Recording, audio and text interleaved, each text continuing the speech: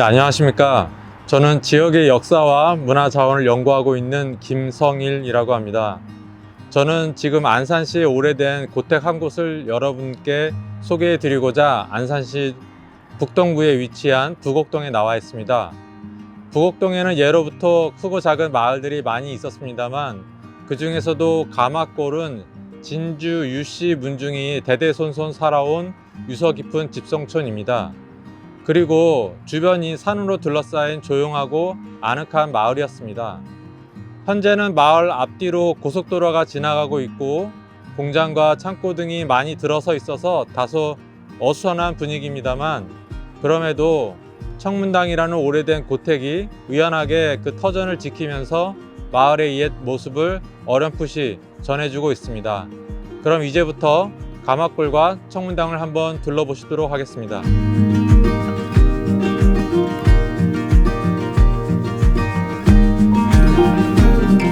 네, 여기 보시면 수령이 160년 또는 200년 가까이 된 오래된 은행나무가 서 있습니다. 그리고 그 주위로 나무들이, 크고 작은 나무들이 서 있는데요. 예전 사진을 보면 가마골에는 20채 정도의 가옥이 모여 있었는데요. 바로 이곳이 마을의 입구 또는 마을의 어귀라고 하는 것을 사진을 통해서 알 수가 있습니다.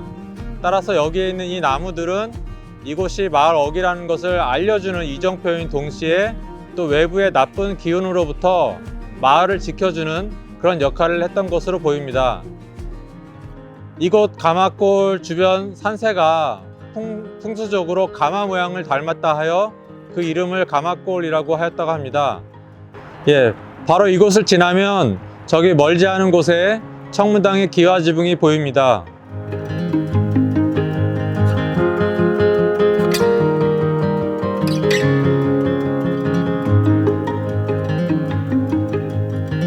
네, 청문당은 맑을 청자에 들을 문자를 쓰는데요. 한자의 뜻을 풀어보면 맑은 소리를 듣는다라고 해석할 수 있겠죠. 그만큼 맑고 깨끗한 기운이 가득한 그런 마을의 모습을 그려볼 수 있습니다. 이곳 청문당은 지난 2000년 경기도 문화재 자료 제94호로 지정되었습니다. 진주 유씨 문중이 이주한 시기를 고려하면 이 한옥의 연호는 400년 전까지 거슬러 올라갑니다만, 현재 건물은 18세기 후반 또는 19세기 초에 새롭게 중수된 것으로 추정됩니다. 현재는 주변에 다른 오래된 집들은 보이지 않습니다만, 예전에는 주변으로 초가와 기와들이 많이 모여 있었다고 합니다.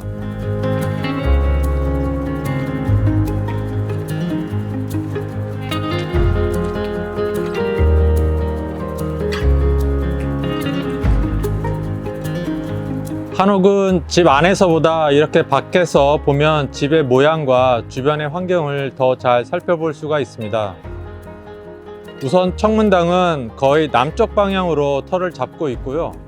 집 뒤로는 산이 보이고 앞으로는 작은 물줄기가 있어서 흔히들 말하는 배산임수의 지형에 자리하고 있습니다.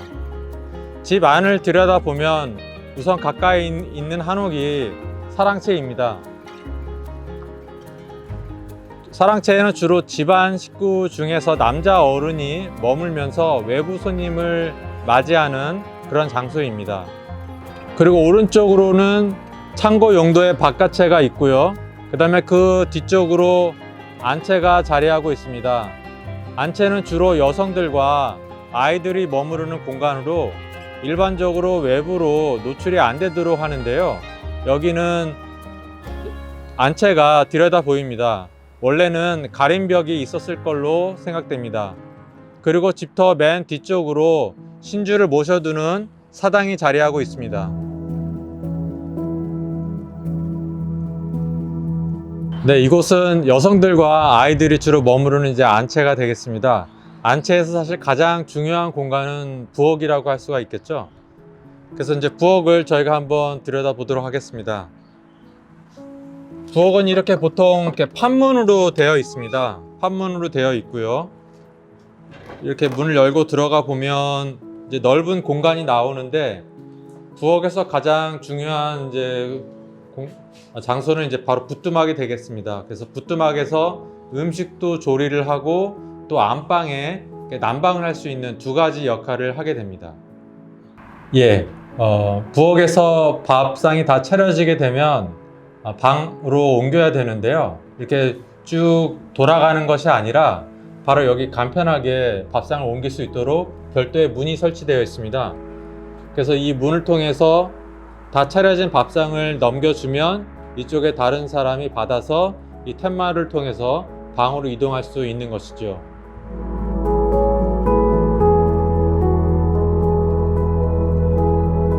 그러면은 툇마루를 거쳐서 안방으로 들어가 보도록 하겠습니다.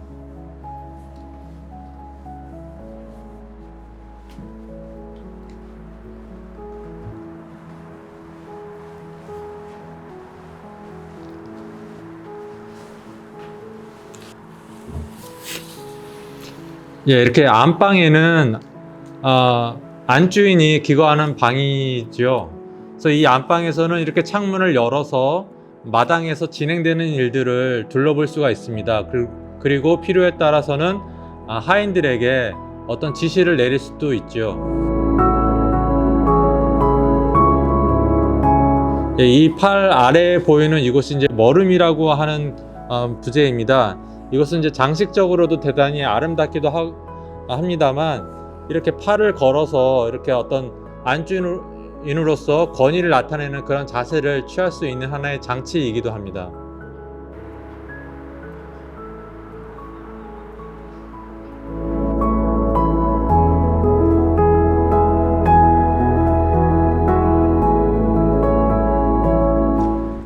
이곳은 안채의 가장 중심적인 공간인 대청 마루가 되겠습니다. 마루는 보시면은 이렇게 널판이 깔려 있는데요.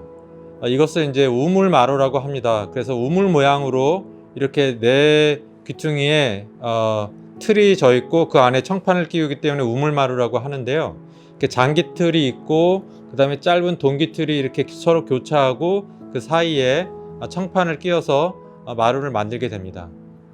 그리고 위쪽으로 보시면은 집을 받치고 있는 대들보가 보이고요. 그 다음에 석가래, 그 다음에 판대공, 그 다음에 장여, 도리, 이런 여러 한옥의 부재들이 다 노출되어 있습니다. 이런 식으로 노출되어 있는 천장을 이제 연등 천장이라고 하는데요. 공간을 더 넓게 보이고 시원하게 보이게 하는 그런 특징이 있죠. 그래서 대청은 보통 여름에 많이 이용하게 되는 공간입니다. 안방이 겨울에 또는 추울 때 이용하는 공간이라고 한다면 대청은 좀 더 여름에 이용할 수 있는 공간이고, 그래서 한옥에는 사계절을 다 지낼 수 있는 그런 장소가 별도로 있는 것이죠.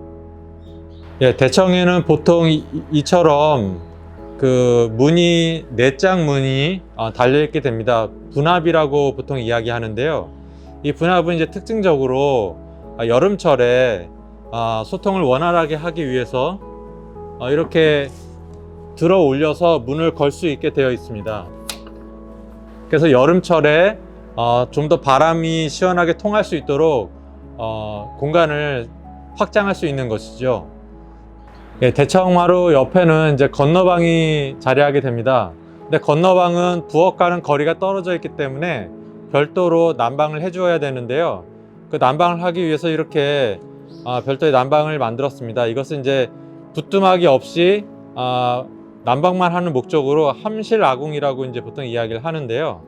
그래서 이쪽에 장작을 넣고 건너방에 사람이 기거할 때는 이제 난방을 할 수가 있는 것입니다. 그리고 이쪽에는 조금 더 이제 툇마루를 높이 달았는데요. 이거는 이제 함실 아궁이에 들어가기 위해서 위를 높인 측면도 있고, 또 누마루처럼 약간 높게 해서 여름철에 좀 더 시원하게 지낼 수 있도록 그렇게 자리를 마련한 것입니다.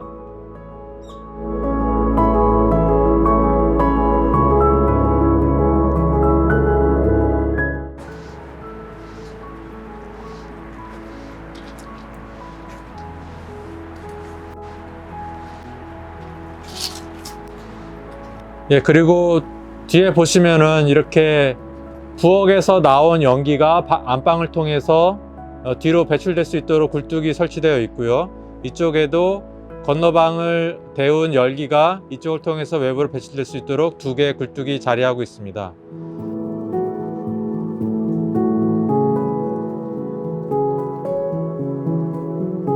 그리고 굴뚝 뒤로는 이렇게 화단이 조성되어 있습니다. 지금은 이제 겨울철에 임박해서 꽃이 별로 없습니다만은 꽃이 많이 피었을 때는 이 화단을 통해서 화계라고 하죠. 화계 형식으로 꾸몄습니다. 그래서 층층이 꽃들을 종류별로 심어서 대단히 좁은 제한된 공간이지만 다채로운 느낌을 줄 수 있도록 이렇게 조성을 하였고요. 또 뒤쪽에 굉장히 오래돼 보이는 모가나무가 자리하고 있습니다. 수령이 한 300년 정도 돼 보이는 나무인데요. 아마 이 집을 지으신 분들이 일부러 저 모가나무를 집 뒷뜰에다가 심으신 것으로 생각이 됩니다. 그리고 그 우측으로는 이제 이 유씨 문중의 조상님들의 이제 신주를 모신 사당이 자리하고 있습니다. 사당이 대단히 중요한 곳이기 때문에 전체 집보다도 훨씬 더 높은 곳에 자리하고 있고, 이곳을 매일 아침 저녁으로 다니면서 조상을 기리는 그런 어떤 추모의 공간이 되겠습니다.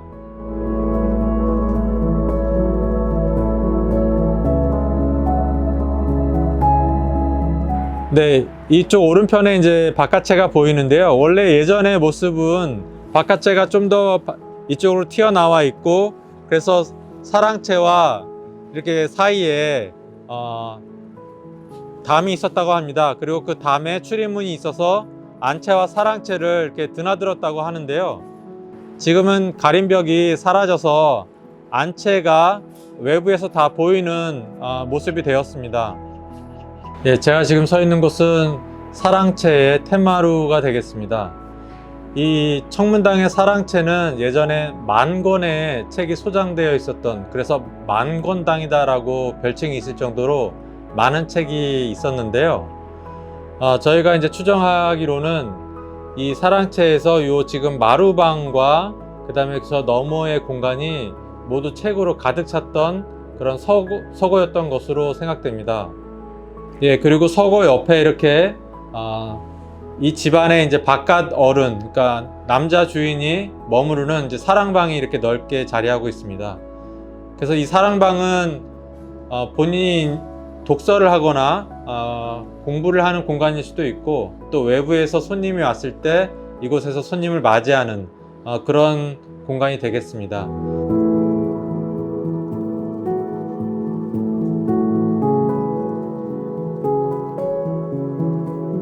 네, 특히 이곳은 진주 유씨 집성촌의 중심 건물이었기 때문에 이 진주 유씨 문중에 많은 분들이 이곳을 드나들면서 많은 이야기들을 나누셨을 것으로 생각이 됩니다. 예, 이 청문당에 보시면 이제 텐마루가 길게 되어 있고, 이쪽에 이제 누마루처럼 더 높게 되어 있습니다. 근데 예전에 사진을 보면 실제로 이 집의 대문은 이쪽에 있었던 것으로 알려져 있습니다. 그래서 사람들이 쉽게 이 사랑채 중간을 통해서 드나들 수 있도록 구조가 되어 있었는데, 2000년대에 복원을 하면서 여기를 지금 보시는 것처럼 누마루로 하고 대문을 별도로 만들었습니다. 예, 그래서 이것은 추후에 좀 더 정확한 고증을 통해서 원형의 모습으로 복원되는 것이 바람직하다고 생각됩니다.